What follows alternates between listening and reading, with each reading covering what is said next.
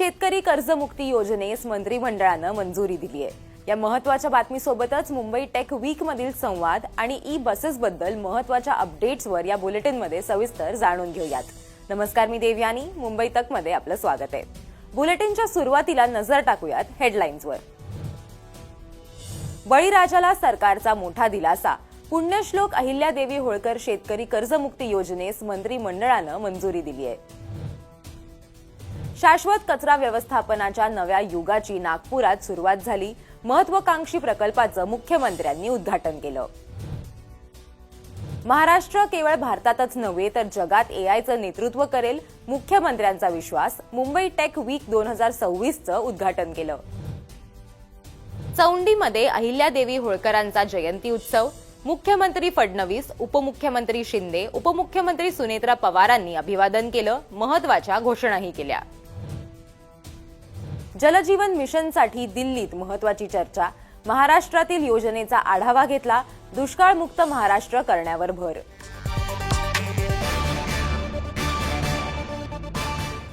सुरुवातीलाच बातमी आहे बळीराजाला मोठा दिलासा देणारी। शेतकरी बांधवांना 2 लाख रुपयांपर्यंत कर्जमाफी मिळवून देणाऱ्या पुण्यश्लोक अहिल्यादेवी होळकर शेतकरी कर्जमुक्ती योजनेला राज्य मंत्रिमंडळाच्या बैठकीत मंजुरी देण्यात आली आहे। मुख्यमंत्री देवेंद्र फडणवीसांच्या अध्यक्षतेखाली झालेल्या बैठकीत हा ऐतिहासिक निर्णय घेण्यात आलाय।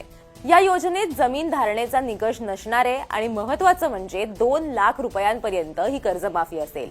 हा ऐतिहासिक निर्णय घेतल्याबद्दल मंत्रिमंडळ बैठकीत मुख्यमंत्र्यांचं अभिनंदन केलं। या योजनेत कर्जमुक्ती, वन टाइम सेटलमेंट व प्रोत्साहनपर लाभ असे 3 घटक केल्यानं राज्यातील बहुतांश शेतकरी बांधवांना याचा लाभ होणार आहे।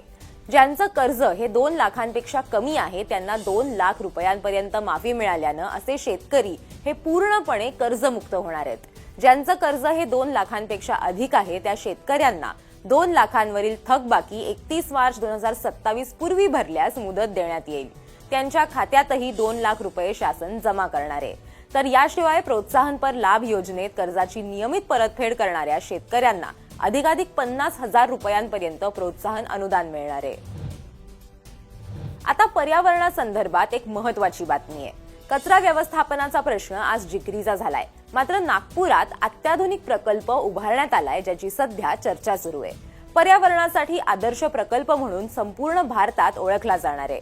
मुख्यमंत्री फडणवीसांनी नागपूरच्या भांडेवाडी डम्पिंग यार्डमधील महानगरपालिकेच्या एकीकृत शहरी घनकचरा प्रक्रिया केंद्राची नुकतीच पाहणी केली। या पर्यावरणपूरक प्रकल्पासाठी प्रशासनातर्फे आवश्यक सहकार्य करण्याचं मुख्यमंत्र्यांनी सांगितलंय। हा देशातला पहिला असा प्लांट आहे की जो विदाउट टिपिंग फी या ठिकाणी संपूर्णपणे खासगी गुंतवणुकीतून करण्यात आलाय। जवळपास 300 कोटी रुपयाची गुंतवणूक ही या ठिकाणी त्यांनी केलेली आहे आणि हे जे मॉडेल आहे हे इतकं चांगलं आहे की ज्याच्यातनं पुढच्या काळात कुठेही कचऱ्याचे ढीग आपल्याला दिसणार नाही। मुख्यमंत्र्यांनी या प्रकल्पाचं कौतुक केलं आणि सर्वतोपरी मदतीचं आश्वासनही दिलंय। यावेळी मंत्री चंद्रशेखर बावनकुळे, आमदार कृष्णा खोपडे, आमदार प्रवीण दटके, नागपूरच्या महापौर नीता ठाकरे आणि मान्यवर उपस्थित होते।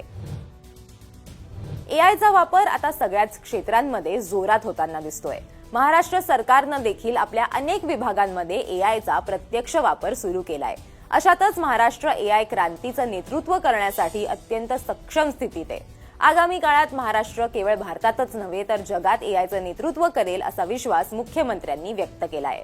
महाराष्ट्र शासनानं 10,000 कोटी रुपयांची एआय गुंतवणूक, 1.5 लाख रोजगार निर्मिती, 6 सेंटर ऑफ एक्सलन्स आणि विशेष एआय इनोव्हेशन क्षेत्र उभारण्याचं उद्दिष्ट निश्चित केल्याचं मुख्यमंत्र्यांनी सांगितलंय।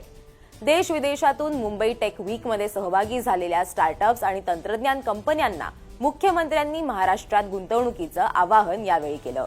राज्य सरकारनं विविध विभागांसाठी 50 एआय इंजिन विकसित करण्याचं उद्दिष्ट ठेवलं असल्याची माहितीही मुख्यमंत्र्यांनी दिली।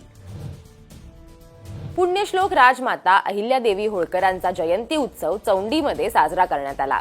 यावेळी मुख्यमंत्री देवेंद्र फडणवीसांसह उपमुख्यमंत्री एकनाथ शिंदे, उपमुख्यमंत्री सुनेत्रा पवार, विधान परिषद सभापती राम शिंदे प्रामुख्यानं उपस्थित होते। यावेळी उपमुख्यमंत्री सुनेत्रा पवारांनी अहिल्यादेवींच्या कार्याचा गौरव केला। पुण्यश्लोक अहिल्यादेवी होळकरांचा जीवनपट माझ्यासाठी आदर्श दीपस्तंभासारखा कार्य करत आहे असं सांगत त्यांनी ग्वाही देखील दिली. आदरणीय दादांच्या पश्चात पुण्यश्लोक अहिल्यादेवी होळकरांचा जीवनपट माझ्यासाठी आदर्श दीपस्तंभासारखा कार्य करत आहे.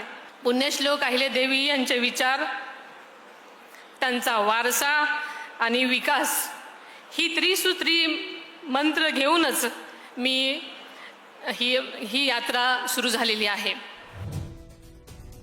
चौंडीच्या विकासासाठी निधीची कमतरता पडू देणार नाही असं यावेळी मुख्यमंत्र्यांनी सांगितलंय.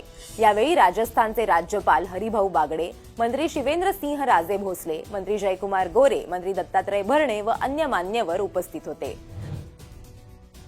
राज्यातील पाणी टंचाईच्या पार्श्वभूमीवरती राज्य सरकारकडून वेगवेगळे प्रयत्न सातत्यानं सुरू असल्याचं पाहायला मिळतंय. जलजीवन मिशन आणि देशात जाणवणाऱ्या पाणी टंचाईच्या अनुषंगानं केंद्रीय जलशक्ती मंत्री CR पाटील यांच्या अध्यक्षतेखाली नवी दिल्लीत नुकतीच एक बैठक पार पडली. या बैठकीला मुख्यमंत्री देवेंद्र फडणवीस, उपमुख्यमंत्री एकनाथ शिंदे, उपमुख्यमंत्री सुनेत्रा पवार उपस्थित होते. या बैठकीत महाराष्ट्रात सध्या सुरू असलेल्या 51,000 जलजीवन मिशनच्या योजनांचा सविस्तर आढावा घेण्यात आलाय. बैठकीत नदीजोड प्रकल्पावरती विशेष चर्चा करण्यात आली आहे. दुष्काळमुक्त महाराष्ट्र होण्याच्या दिशेनं टाकलेलं ते एक महत्त्वाचं पाऊल ठरेल असा विश्वास एकनाथ शिंदेंनी यावेळी व्यक्त केलाय. बैठकीसंदर्भात माध्यमांशी बोलताना त्यांनी काय सांगितलंय बघूया. नदी जोड प्रकल्प हा महाराष्ट्रासाठी फार वरदान ठरेल. त्या दुष्काळमुक्त महाराष्ट्र करण्यासाठी मराठवाड्यामध्ये आणि इतर भागामध्ये जो ड्रॉट प्रोन एरिया आहे तिकडं या नदी जोड प्रकल्पाचा खूप फायदा होईल. त्याच्यावर देखील चर्चा झाली आणि प्रधानमंत्री महोदयांनी त्याला प्राधान्य दिलं असं मंत्री CR पाटील साहेबांनी बैठकीमध्ये सांगितलं. त्यामुळे अतिशय महाराष्ट्राच्या दृष्टीने, शेतकऱ्यांच्या दृष्टीने आणि जमीन ओलिताखाली येण्याच्या दृष्टीने अतिशय उपयुक्त बैठक झाली. जलतारा उपक्रमाच्या विस्तारावरही या बैठकीत चर्चा झाली. या बैठकीला मुख्यमंत्री देवेंद्र फडणवीस, उपमुख्यमंत्री एकनाथ शिंदे, उपमुख्यमंत्री सुनेत्रा पवार, जलसंपदा मंत्री राधाकृष्ण विखे पाटील, पाणी पुरवठा मंत्री गुलाबराव पाटीलही उपस्थित होते. या होत्या या आठवड्यातल्या काही महत्त्वाच्या बातम्या. तुम्हाला हा व्हिडिओ कसा वाटला ते आम्हाला कमेंट करून नक्की सांगा आणि असेच व्हिडिओज बघण्यासाठी मुंबई तकला सबस्क्राईब करायला विसरू नका.